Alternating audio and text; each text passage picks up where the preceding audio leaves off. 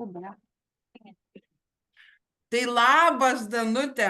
Visų pirma, noriu tave pasveikinti su tuo, kad tu nutarei visgi viena iš pirmųjų sudalyvauti mokymų programos asmeninėje klausimų sesijoje.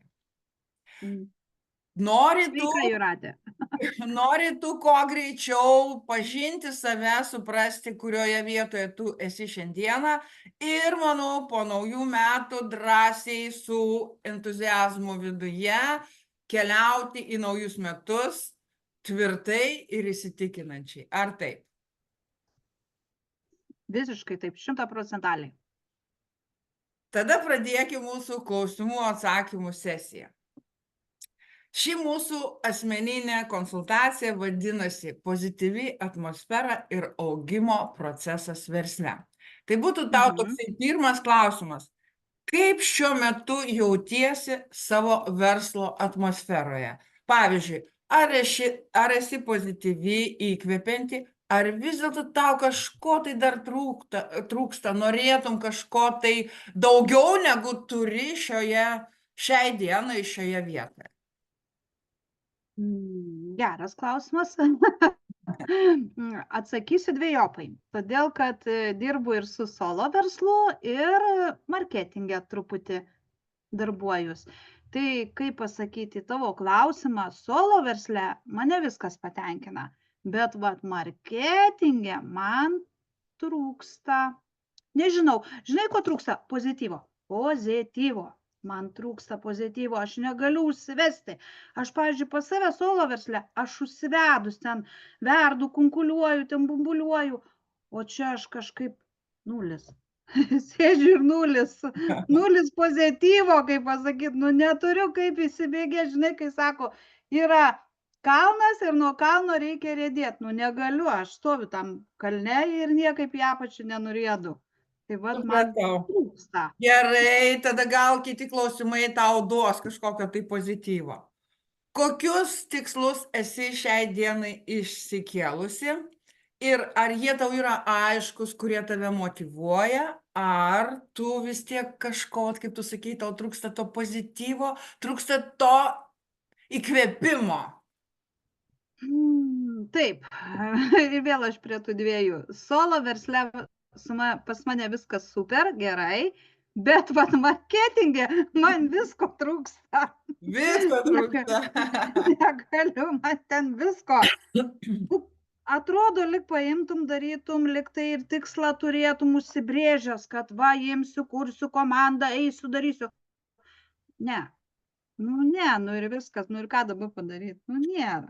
Čia vėlgi mes prieinam prie to, kad trūksta pozityvo ir įkvėpimo. Taip, ir vėl pozityvo, nėra to, žinai, kai sako, kad sudirbtų kažkas tai tokio. Supratau. Kas jūs labiausiai motyvuoja augti ir judėti į priekį? Į jūsų versle, kaip jūs jau sakėte, solo, aš jau viską supratau, kad ten viskas yra super pozityvas. O dabar, kas vis dėlto jūs paskatintų judėti į priekį tinkliniai rinkodarai? Tinkliniai rinkodarai, nežinau, gal sakyčiau, žinių bagažo gal trūksta, kad išlinguoti, mokymų, to tokio nežinau, kažkas, kas vežtų, paimtų ir vežtų. Kad vežtų, ne? Ar kaip tu norėtum, kad tave vežtų? Kad tave stumtų, ar kad kažkas tai paimtų kaip priekabą ir trauktų, padėtų judėti? Gal daugiau kaip priekabą padėtų judėti. Nereikia stumti, aš pati pasistumsiu, bet kad kažkas padėtų, tai būtų, vis tiek reikia tokio arba mokymų tokių stipresnių, arba, nežinau, kažko tokio, kaip ir vėl prie to pačio grįžti, to pozityvo, kai tu jo turėtum, tai tu ir viską sudėliotum taškus ant į ir važiuotum į priekį. O dabar, dvejopai aš pasidalinus per pusę. Vienam versle, kur nuosavas, pozityvo pilna, o kur tinklinis marketingas, nieko nėra. Nu, matai, yra du biški skirtingi dalykai. Aišku, dirbti reikia ir ten, bet solo Taip, verslas, tu esi pats savo kaip ir jau ir taip, viršininkas. Tu susidėlioji viską. O jau va tinklinis marketingas, jau čia vis tiek turi viskas. Priklauso nuo komandos taip, lyderio, priklauso nuo pačios kompanijos, nuo produktų, nuo nuolaidų, nuo visko. taip, Nuo to, taip. bet aš tik tai tiek galiu pabrėžti, jeigu yra pozityvas, įkvėpimas, tai tada nestabdo žmogų nieko. O dabar žiūrėk, kadangi tu savo komandos neturi, bet tu esi komandos dalis, kaip šiuo metu tu bendrauji su komanda, su savo, pavyzdžiui, verslo partneriais?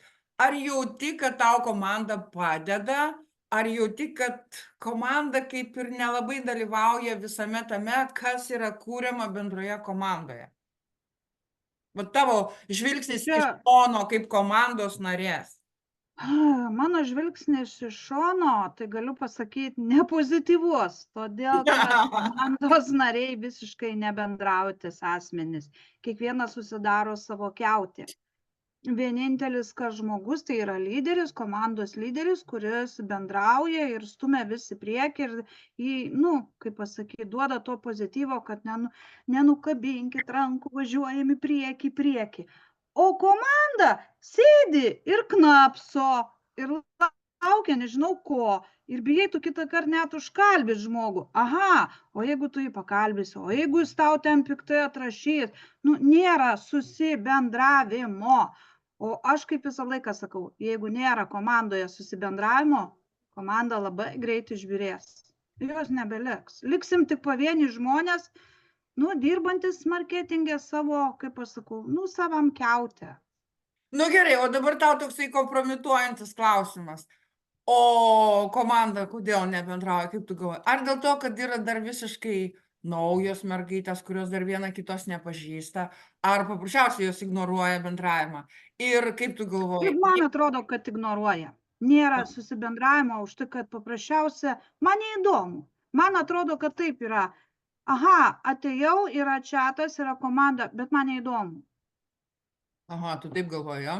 Nu, aš bent taip galvoju, nes jeigu yra pas žmonės susidomėjimas ir jie, va, kaip tu sakai, dirba su pozityvu, kad ir netidaryta kompanija ir ką, bet jie vis tiek ten kažką kūrė, jie bendrauja, jie be galo daug bendrauja, nesvarbu kokiom temom, kad ir šiandien atsikėliau ryte, labas rytas, kaip jūsų nuotaikos, ar geros nuotaikos, gal kavos kas, ne, nu gerai, aš viena išgersiu, o čia nėra, čia tuščia. Nu, kai pilsimas tuščio kiauro, lyderis parašo, labas rytas, o visi taip, ai, nu gerai, nu vieną parašė, tai ir gerai, nu tai aš pažiūrėjau, aš paskaičiau, mano to gerai, o jum irgi turbūt gerai, nu ir gerai, ir važiuojam toliau. Nu, tai aš bent taip įsivaizduoju, nes komandinis darbas turi būti komandinis, nesvarbu, ar kaip, va, kaip vyras veda moterį, jisai prisiekia prie altoriaus, mylėsiu tave iki pat mirties varge, bėdnume, bagotume, nesvarbu kur, čia lygiai taip pat turi būti. Jeigu tu komandoj iki mirties mylėsiu, gerbsiu, žiūrėsiu, viską tą turi bendroj krūvoj daryti. O jeigu tos bendros krūvos nėra, nu tai apie ką reikia kalbėti, apie nieką. Teisingai. Gerai, ir tau paskutinis būtų toksai klausimas. Kaip apibūdintum savo požiūrį į verslo augimą? Ar gebi tu džiaugtis mažais savo ir komandos pasiekimais? Ar daugiau tu susitelktum į, sakykime, savo asmeninį pasiekimą, kažkokį tai ten, ar finansinį, ar pasakyčiau į antrą. Man gerai būtų, kad ir komanda siektų, ir pasiektų, ir kad iš vis visa komanda išeitų į viršų. Pavyzdžiui, nesvarbu, kad jinai rinktinė komanda yra, bet kad mus visi pamatytų, žiūrėtų, žinotų, atėjo, pamatė, o, čia iš tos kompanijos, ta komanda, tos merginos, tos moteris, jo šaunios, valio, važiuojam toliau. O savo pasiekimu visą laiką gali pasidžiaugti, bet kada. Teisingai. Labai. Va, aš dabar tau galiu pasakyti, tu šiandieną asmeninės sesijos klausimai, atsakymai, tu labai save parodai iš pozityvios pusės. Tai aš tau linkiu, kad bent jau tu iš tos komandos nepaliktum to pozityvo. Ir nekreip dėmesio, jeigu niekas neatsakė labas rytas ar dar kažkas tai. Reiškia, jom to nereikia, reiškia, jos to nenori. Jeigu norės, parašys. Bet svarbiausia savyje neužgošti to pozityvo. Visą laiką eiti su šypsena, su pozityvu, kaip aš sakau, su pagalba kitam, nes tikrai, kaip tu sakai, kartais tas labas rytas pakelia nuotaiką visai dienai. Ir nesvarbu, ar tu gali prisijungti prie tos kavos, ar tu negali prisijungti prie tos kavos, bet tu matei, kad kažkas tai kažką tai organizuoja, daro, bent jau pasisveikina. Taip. Tai ką, vat, aš tau to tokiu pozityvu dar kartą noriu tau padėkoti už šią sesiją ir noriu tave pasveikinti su artėjančiom kalėdom, su artėjančiais naujais metais ir aš tikiu 100% ir daugiau, kad jau tu tikrai esi mano mokymų komandos dalis, kuri pirma sugalvoja prieš naujus metus išsigryninti, nuteikti save ir visus kitus, kurie žiūrėjo šį video pozityvų. Gal tikrai kažkas pasižiūrės tavo video, užsidegs to pozityvų ir pagalvos, tikrai, o kodėl man nepasakius labas rytas, ar dar kažkas, nesvarbu kas, ne? Nes dabar ateina ta viena iš gražiausių metų švenčių, tai kalėdos. Kalėdos tai yra stebuklų metas. Ir gal kažkas tai visgi įvyks po tų kalėdų ir tikrai ta komanda pradės kažkaip kitaip bendrauti. Tai ačiū tau, Danute, ir iki susitikimo mokymuose su pozityvu, nes mokymai mūsų labai faini. Ir labai gražiai vadinasi pozityvi atmosfera verslo augimo procese. Tai viso gero, Danute, ate. Viso. Ja.